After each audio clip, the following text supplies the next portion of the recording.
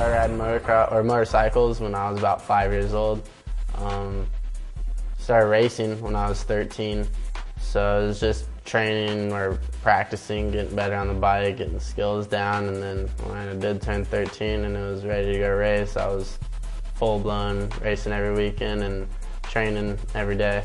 Got a ride with Honda right when I turned 16. I was the fastest I ever was. I went to Texas, the first amateur race of the year.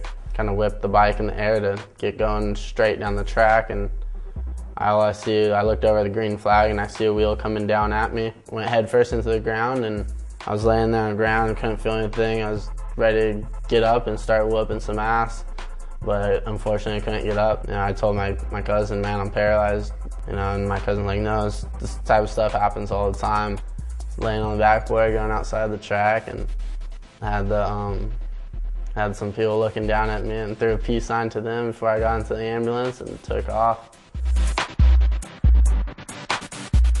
So, ever since then it was trying to figure out what to do and just keep going, just keep riding, how much I could do being paralyzed.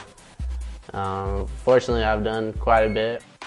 Never thought it was possible. Got my specially built bike, and it's been a good journey.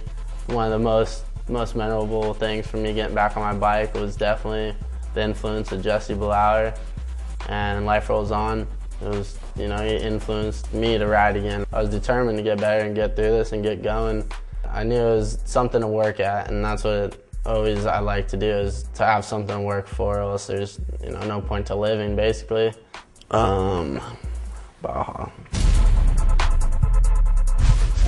knew I could ride it. It was the whole, desert scene, no jumps, nothing like that. So a guy tried to pass me on the left side, clipped me and ripped the bars out of my hand, and right there in the middle of the track I was laying, and I was yelling, I was like, come on man, you can do it, you can do it, and he couldn't pick me up. So, it was like a 30-minute, 40-minute delay.